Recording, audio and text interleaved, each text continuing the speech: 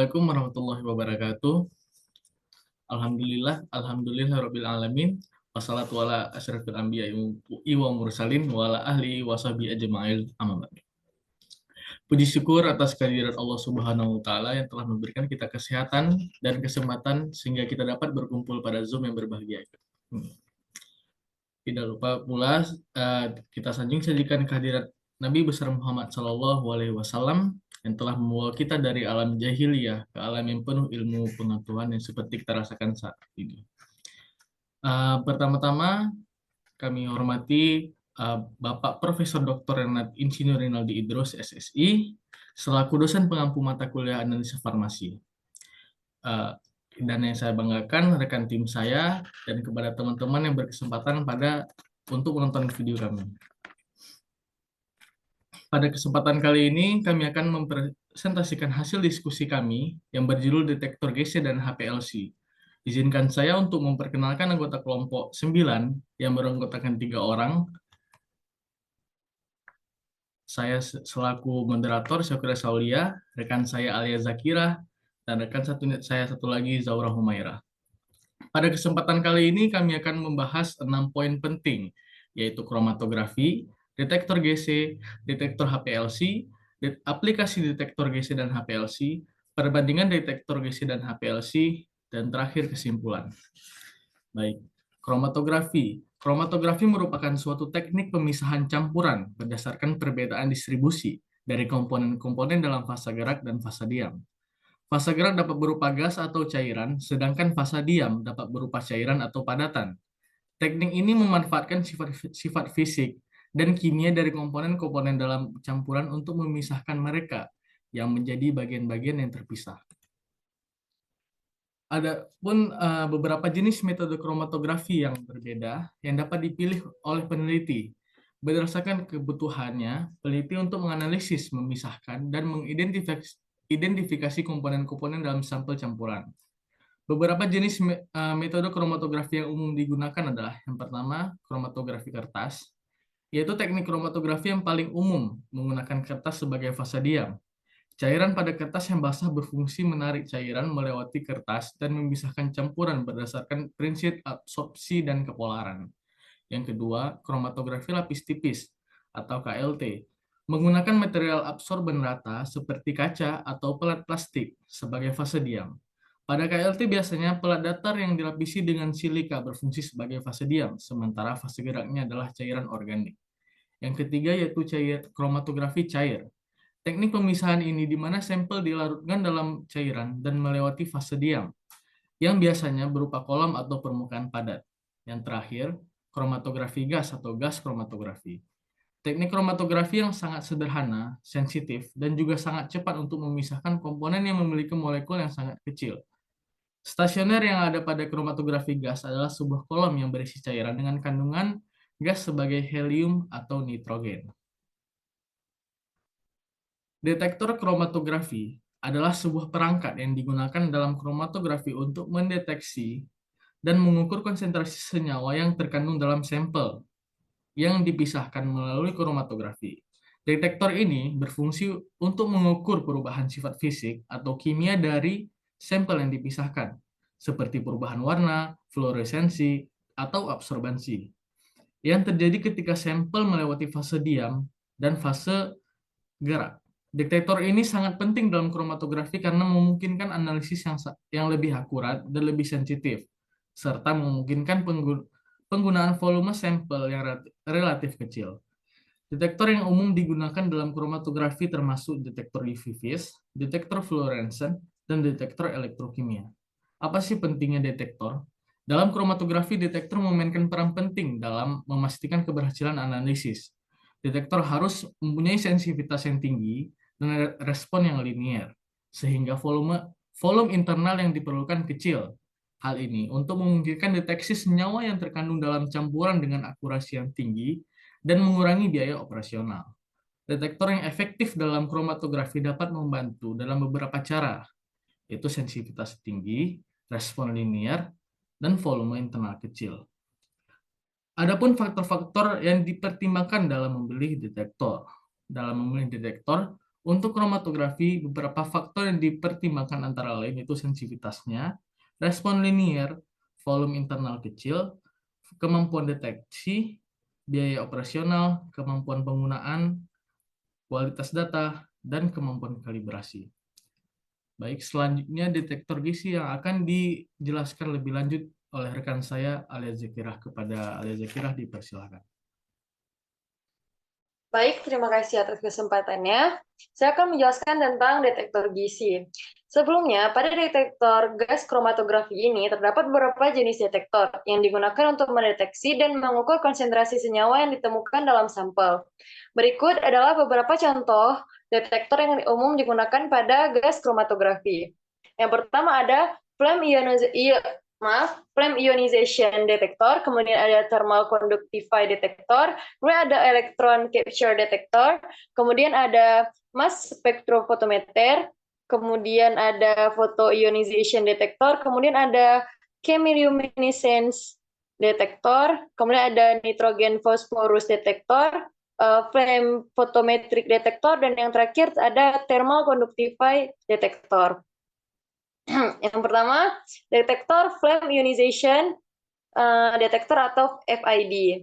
Flame ionization detector ini memiliki prinsip kerja yang berbasis deteksi ion yang terbentuk selama pembakaran senyawa organik dalam api hidrogen. Pembentukan ion ini proporsional terhadap konsentrasi spesialis organik dalam aliran gas sampel. Detektor FID merupakan dua elektroda untuk memberikan potensial diferensial. Elektroda positif yang berfungsi sebagai nozzle head tempat api dibuat, sedangkan elektroda negatif berada di atas api. Ion-ion yang dibentuk diarahkan ke elektroda kolektor dan menghasilkan arus ketika mereka mengenai elektroda. Arus ini kemudian diukur dengan pukulaiometer, impedasi tinggi, dan kemudian diintegrasikan. Data akhir ditampilkan dalam bentuk grafik dalam waktu pada sumbu X dan total ion pada sumbu Y. Kemudian ada thermal conductified detector atau TCD. Thermal conductified detector ini memiliki prinsip kerja sebagai berikut. Detektor ini terdiri dari dua tabung yang berisi gas dan kawat pemanas. Gas yang dianalisis mengalir melalui salah satu tabung, sedangkan gas referensi mengalir ke tabung lain. Keduanya dipanaskan oleh kawat pemanas, dan perbedaan konduktivitas termal antara gas pembawa dan senyawa yang dianalisis menghasilkan perbedaan dan laju kehilangan panas. Perbedaan ini diukur oleh detektor dan diwakili oleh sinyal yang berbeda untuk setiap senyawa yang dianalisis. Kemudian ada electron capture detector atau ECD. ECD ini memiliki prinsip kerja dengan detektor yang menggunakan sumber radiasi beta yang terdiri dari 63 MI sebagai sumber elektron. Sumber ini menghasilkan elektron yang kemudian berinteraksi dengan gas pembawa yang biasanya nitrogen. Elektron ini mengionisasi gas pembawa, kemudian menghasilkan lebih banyak elektron bebas. Elektron bebas ini kemudian akan diarahkan ke katoda untuk menghasilkan arus listrik. Ada ada selalu sinyal latar belakang yang hadir dalam kromatogram. Ketika sampel yang dianalisis masuk ke dalam detektor, molekul yang memiliki fungsi grup tertentu mengabsorpsi elektron dan mengurangi arus listrik antara katoda dan anoda. Perubahan alur listrik ini proporsional terhadap konsentrasi senyawa yang dianalisis. Kemudian ada mass spektrofotometri. Untuk mass spektrofotometri ini memiliki prinsip kerja ionisasi molekul yang dilakukan dengan menggunakan sumber radiasi beta dengan 63 Ni. Kemudian molekul yang dianalisis diionisasi dan diarahkan ke massa analyzer, di mana mereka dipisahkan berdasarkan radio mass charge. Massa analyzer dapat berupa magnet, elektrostatik, atau kombinasi antara keduanya. Ion-ion yang dihasilkan kemudian diarahkan ke detektor, di mana mereka diukur dan dikonversi menjadi output digital. Kemudian ada photoionization detector yang memiliki prinsip kerja dengan cara mengionisasi molekul dengan sinar ultraviolet yang dipancarkan oleh lampu UV. Molekul yang dianalisis mengabsorpsi sinar UV dan menghasilkan ion positif dan negatif. Ion ini kemudian dikumpulkan oleh elektroda dan alur listrik yang dihasilkan. Kemudian memberikan ukuran konsentrasi senyawa yang akan dianalisis. Kemudian ada chemiluminescence detektor atau CLD. CLD ini memiliki prinsip kerja berdasarkan reaksi kimia yang menghasilkan emisi cahaya. Dalam detektor ini, senyawa kimia yang terkandung dalam sampel akan bereaksi dengan reagen kimia lainnya, menghasilkan produk yang memancarkan cahaya. Cahaya ini kemudian diukur dan digunakan untuk menghitung konsentrasi cahaya kimia yang terkandung dalam sampel. Kemudian juga ada nitrogen fosforus detektor yang memiliki prinsip kerja sebagai berikut. Detektor ini menggunakan sumber radiasi beta yang terdiri dari 63 Ni sebagai sumber elektron. Sumber ini menghasilkan elektron yang kemudian berinteraksi dengan gas pembawa yang biasanya nitrogen. Elektron ini mengionisasi gas pembawa, kemudian menghasilkan lebih banyak elektron bebas.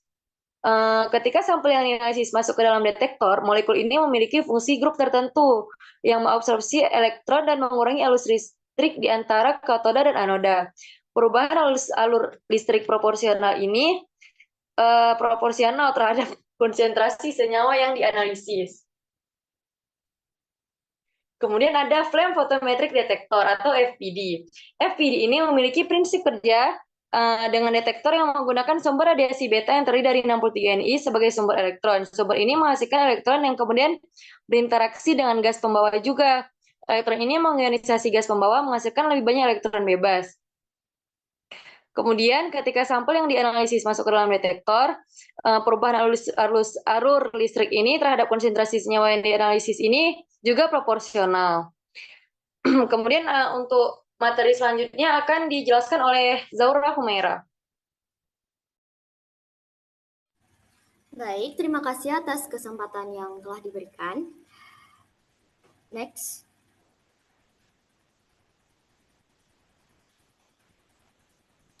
Secara umum, detektor HPLC terbagi menjadi dua jenis, yaitu detektor selektif dan detektor universal. Detektor selektif merespons pada sifat fisik atau kimia tertentu dari senyawa yang dipisahkan. Detektor ini idealnya independen terhadap fase gerak atau mobile phase. Yang kedua, ada detektor universal. Detektor universal mengukur perbedaan dalam sifat fisik dari senyawa dalam fase gerak dibandingkan dengan fase gerak itu sendiri. Detektor ini umumnya memiliki aplikasi yang lebih luas, namun cenderung memiliki sensitivitas yang rendah dan rentang yang terbatas. Untuk lebih lengkapnya, detektor HPLC terbagi menjadi 8 jenis. Yang pertama, ada detektor indeks bias. Mekanisme detektor indeks bias adalah dengan mengukur kemampuan molekul untuk membelokkan cahaya dalam fase gerak relatif terhadap fase gerak itu sendiri. Kelebihannya yaitu biayanya rendah, kompatibel dengan sebagian besar pelarut dan kolom, melewatkan cahaya tampak melalui dua kompartemen seperti sampel dan referensi, sensitivitasnya rendah terhadap pengotor dan gelembung udara di dalam sel aliran, tidak tergantung pada laju aliran serta respon universal. Digunakan untuk analisis karbohidrat, serta dapat dirancang untuk analisis senyawa yang tidak terlalu menyerap sinar UV. Kekurangannya adalah harganya lebih mahal daripada detektor UV, sangat sensitif terhadap suhu, tidak dapat digunakan dengan elusi gradien dan memiliki fluktuasi tekanan. Dipengaruhi oleh perubahan dalam komposisi fase gerak dan suhu, sensitivitasnya sedang, serta memiliki gangguan dengan suhu. Next.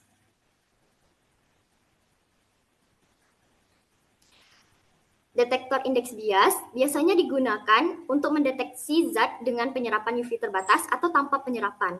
Untuk analit yang tidak memberikan respon dengan detektor lain yang lebih sensitif dan selektif, untuk merespon keberadaan semua zat terlarut dalam fase gerak, untuk pemantauan senyawa non-ionik, digunakan dengan kromatografi cair tekanan tinggi, serta untuk mengukur kemampuan molekul untuk membelokkan cahaya dalam aliran pada fase gerak. Selanjutnya ada detektor UV. Mekanisme deteksi detektor UV adalah dengan prinsip dasar elektronik transisi dalam molekul. Detektor UV mengukur penyerapan cahaya oleh senyawa yang melewati detektor pada panjang gelombang tertentu. Kelebihan detektor ini adalah mudah digunakan, memiliki respon universal terhadap senyawa kromofor, memiliki ketersediaan yang luas dan kompatibilitas dengan sebagian besar pelarut dan kolom, biayanya rendah, respon waktu yang cepat. Kekurangannya adalah sensitivitasnya rendah, selektivitasnya terbatas pada senyawa penyerap sinar UV yang terlihat, waktunya lama. Sampel detektor ini menggunakan rentang panjang gelombang yang terlalu panjang, serta merupakan instrumentasi yang mahal. Selanjutnya ada aplikasi detektor UV. digunakan dalam industri farmasi dan biofarmasi, digunakan dalam pemurnian ganja, digunakan dalam makanan dan minuman, digunakan dalam penelitian dan produksi isotop hewan peliharaan, digunakan dalam perekat, pelumas, dan deterjen. Detektor fluoresensi bekerja dengan prinsip emisi molekul dalam keadaan tereksitasi. Detektor fluoresensi mengukur cahaya yang dipancarkan oleh senyawa yang telah tereksitasi setelah terkena cahaya eksitasi. Kelebihannya adalah sensitivitasnya tinggi, dapat dideteksi dengan panjang gelombang eksitasi dan fluoresensi yang spesifik untuk zat tertentu, memungkinkan deteksi menggunakan sejumlah kecil sampel. Adapun kekurangannya adalah biayanya lebih tinggi, ketersediaannya terbatas, sulit untuk memprediksi fluoresensi, serta memiliki waktu pengukuran yang rendah.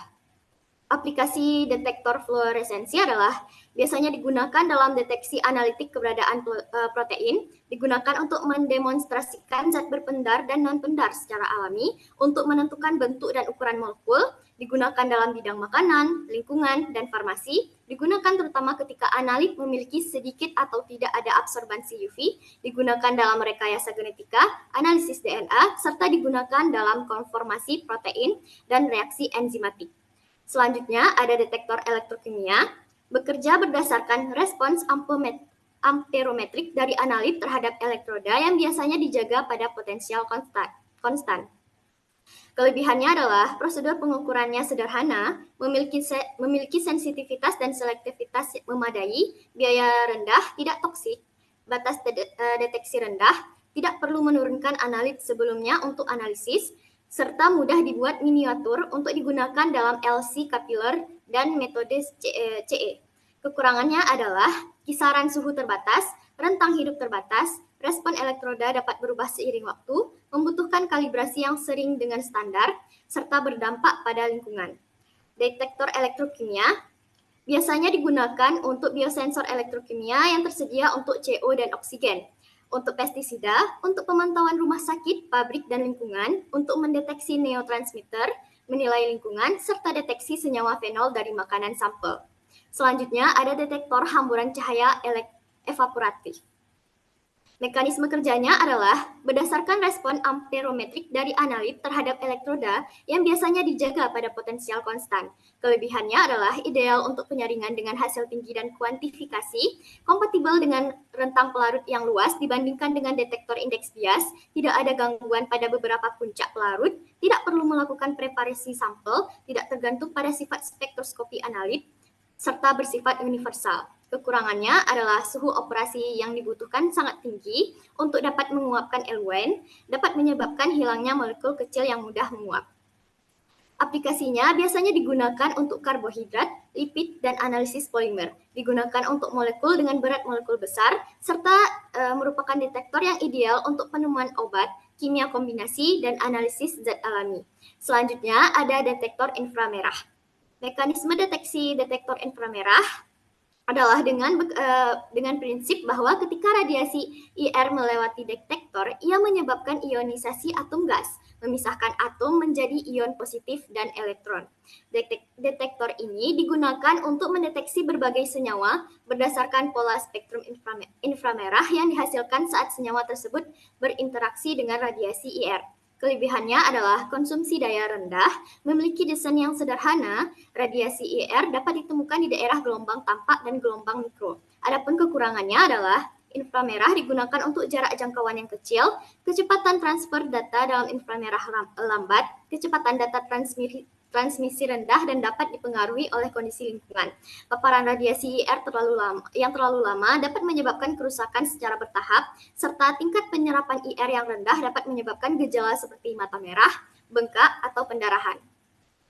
Aplikasinya biasanya banyak digunakan sebagai detektor gerakan, digunakan dalam layanan gedung untuk menyalakan atau sistem alarm, untuk mendeteksi radiasi panas yang berubah dari waktu ke waktu, digunakan untuk menghitung jarak antara sensor dan objek, suhu detektor digunakan untuk kontrol suhu industri, detektor ultrasonik digunakan untuk jarak pengukuran, dapat digunakan sebagai penganalisis gas, serta sebagai pendeteksi termometer radiasi.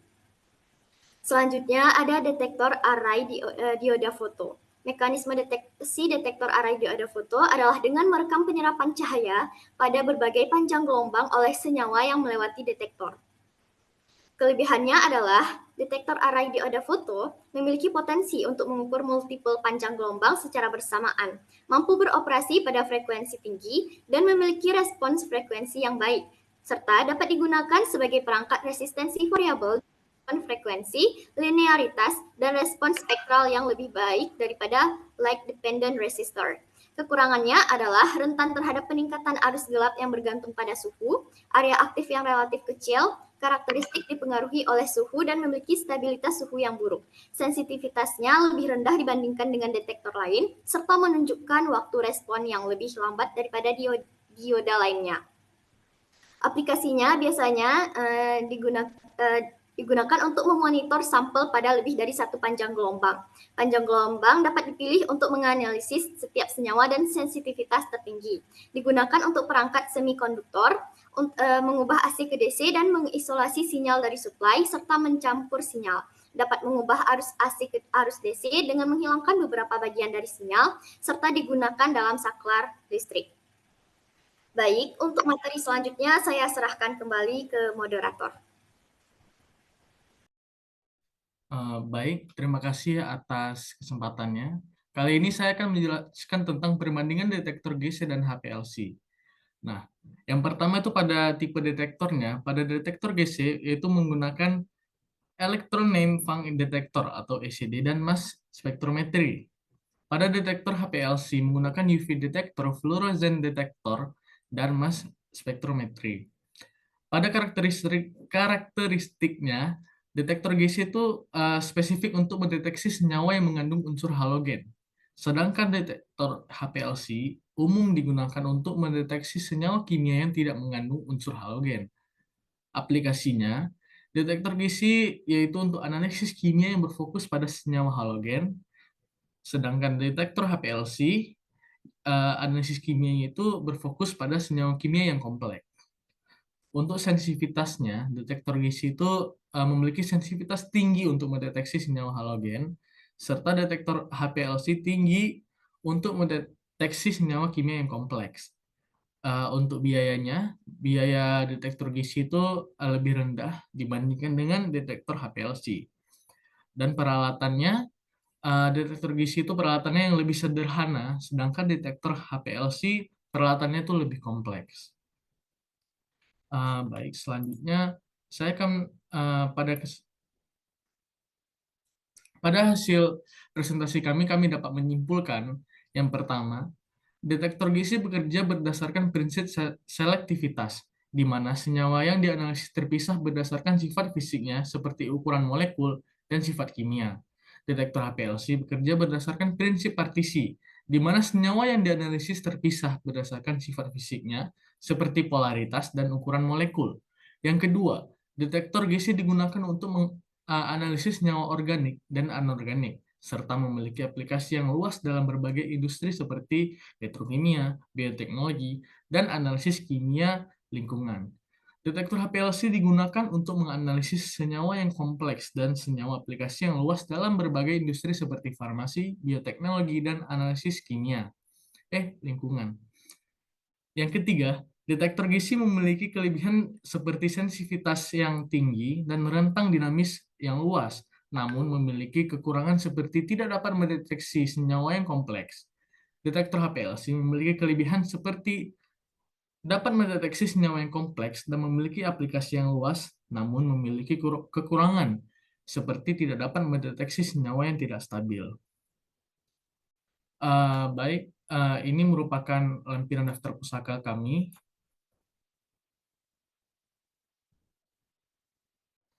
Ya, baik. Mungkin hanya ini hasil presentasi diskusi kami mengenai detektor GC dan HPLC. Mungkin kami minta maaf jika ada kesalahan dan kekurangan kami pada saat mempresentasikan. Dan terima kasih kami ucapkan kepada Bapak dan teman-teman semua yang telah menonton video kami sampai akhir. Untuk diskusi dan pertanyaan kami sediakan di kolom chat bawah. Jangan lupa subscribe guys. Thank you.